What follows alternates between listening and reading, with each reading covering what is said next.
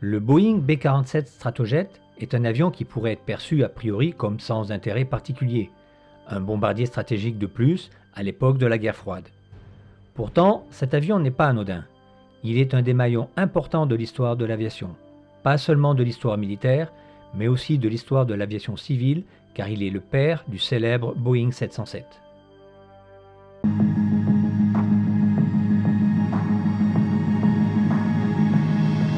Le premier vol du B-47 remonte au 17 décembre 1947, donc juste après la Seconde Guerre mondiale. Il fut étudié pour échapper à n'importe quel chasseur de l'époque, soit par sa vitesse, soit par son altitude. Ce bombardier mesurait environ 32 mètres de long et 35 d'envergure. Il avait des ailes en flèche, on va y revenir, et 6 réacteurs. Et ce, juste après la guerre, alors qu'il n'existait que 3 avions à réaction produits en série. Le Météore, le Shooting Star et le Vampire, qui étaient des petits avions comparés au B-47. La verrière du B-47 était digne d'un avion de chasse. Elle abritait le pilote et le copilote, alors que le navigateur bombardier s'installait dans le nez. Toute la zone de l'arrière du copilote au nez de l'avion était pressurisée. Si le pilote et le copilote étaient assis sur des sièges éjectables classiques, c'est-à-dire qui éjectaient vers le haut, le navigateur disposait d'un siège qui éjectait vers le bas. L'intérieur du cockpit, le voici. Il s'agit ici du vrai nez d'un B-47 dont on a coupé la partie gauche du fuselage pour les besoins du tournage du film Strategic Air Command, un film datant de 1955 et dont l'histoire met en scène le B-47. Pour rejoindre sa place, le navigateur passait par un étroit couloir à gauche des pilotes et copilotes. Pour viser sa cible de bombardement, il disposait soit du radar, soit de ce viseur optique qui permettait de suivre automatiquement la cible en fonction des mouvements de l'avion. À l'extérieur, le viseur débouchait ici. Quant au radar de navigation et bombardement, il était ici, sous le nez de l'avion. Et pour monter à bord, tout l'équipage passait par cette trappe. À la place de la soute à bombe, les modèles RB-47 de reconnaissance ou EB-47E de contre-mesure électronique, comme cet exemplaire, possédaient une capsule pressurisée pouvant contenir jusqu'à 3 membres d'équipage supplémentaires. Ce qui était novateur dans cet avion, c'est sa voilure. Le principe de la flèche était tellement nouveau, en particulier pour un aussi gros avion, qu'il fallut à Boeing de nombreuses heures de soufflerie pour l'optimiser. Mais au-delà de la flèche, c'est la question du placement des moteurs qui se posait. L'intégration classique dans les ailes générait trop de résistance aérodynamique pour atteindre des vitesses au-delà de 800 km/h. Dans une des nombreuses versions, les ingénieurs avaient envisagé de placer 4 réacteurs sur le dos de l'avion. Mais l'idée était mauvaise, car en cas d'incendie sur un moteur, tout l'avion était compromis. Finalement, la solution consista à coller un réacteur à l'extrémité de chaque aile et une nacelle de 2 réacteurs suspendus et déportés vers l'avant sous chaque aile. Et ça, c'est l'innovation majeure qui va changer l'aviation des gros porteurs, et en particulier civils, car fort de son expérience, quelques années plus tard, Boeing va créer le Boeing 707. Et désormais, ce fut pratiquement tous les avions de ligne qui adoptèrent cette configuration. Le B-47 est donc le père du 707 et d'une multitude d'autres. Les ailes ne contenaient pas de réservoir. Tout le carburant se trouvait réparti dans le fuselage. Comme on s'aperçut rapidement que ce n'était pas suffisant, on ajouta la possibilité d'accrocher un bidon de 6700 litres sous chaque aile. Et comme ce n'était toujours pas suffisant, il fut doté d'une capacité de ravitaillement en vol par l'adjonction d'un réceptacle pour la perche de ravitaillement. Ce réceptacle se situait dans le nez, juste au-dessus du navigateur, derrière cette trappe qui s'ouvrait en vol. Le démarrage des moteurs avait quelque chose de particulier.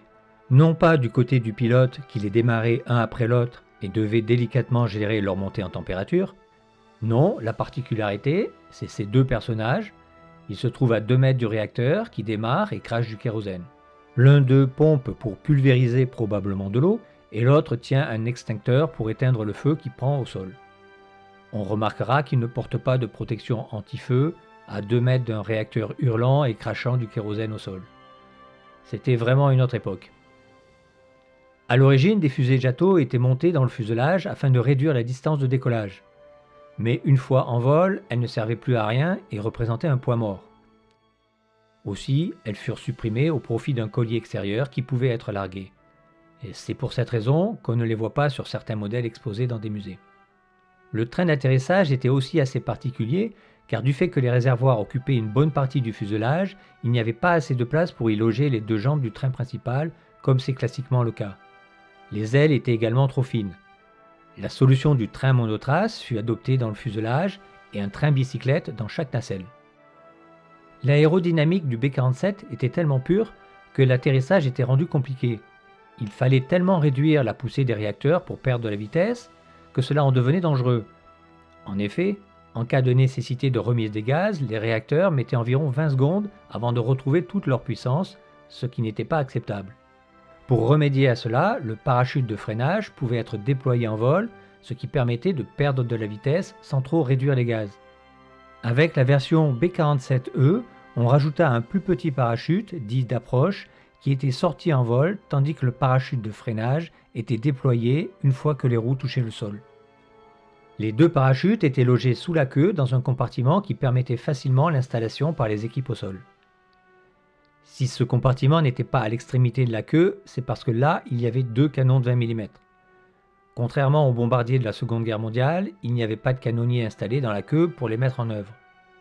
En principe, ils étaient gérés par un radar, mais le système n'était pas très satisfaisant, et c'est le copilote qui s'en occupait. Son siège pouvait pivoter de 180 degrés, lui permettant ainsi de voir les canons et viser. À l'origine, le B-47 était conçu pour larguer une bombe atomique à haute altitude, mais les progrès des chasseurs le rendirent plus vulnérable. De plus, à ces altitudes, la différence entre sa vitesse maximale et sa vitesse de décrochage était seulement de quelques km/h, rendant le pilotage plus que délicat, notamment à cause d'un phénomène de buffeting, c'est-à-dire d'un important battement d'aile qui pouvait atteindre 4 mètres d'amplitude. Alors le profil de mission changea pour une pénétration à basse altitude et un largage acrobatique appelé Low Altitude Bombing System. Il s'agissait de réaliser une figure appelée Immelmann. Au bon moment, par rapport à la cible, l'avion engageait un demi-looping. Pendant l'ascension, le système larguait automatiquement la bombe qui continuait sur une trajectoire parabolique vers la cible. Pendant ce temps, l'avion terminait sa boucle sur le dos et se rétablissait par un demi-tonneau et continuait son vol à l'opposé, échappant ainsi au souffle de l'explosion. Le B-47 est aussi le père du B-52, qui vola à partir de 1952 et sur lequel fut amélioré le concept aile en flèche nacelle. Mais si le B-52 est toujours en service, le B-47 en a été retiré dès 1966. Un peu plus de 2000 B-47 furent construits. Il n'en reste aujourd'hui que 23 répartis au travers des États-Unis. L'un des deux que vous avez vu dans cette vidéo est un EB-47E qui est à Tucson, au Pima Air and Space Museum en Arizona. L'autre est un B-47E au Marshfield Air Museum à Riverside en Californie. L'écorché de la cabine se trouve également dans ce musée.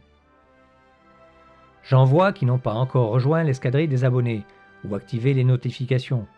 C'est dommage, vous pourriez rater le prochain décollage.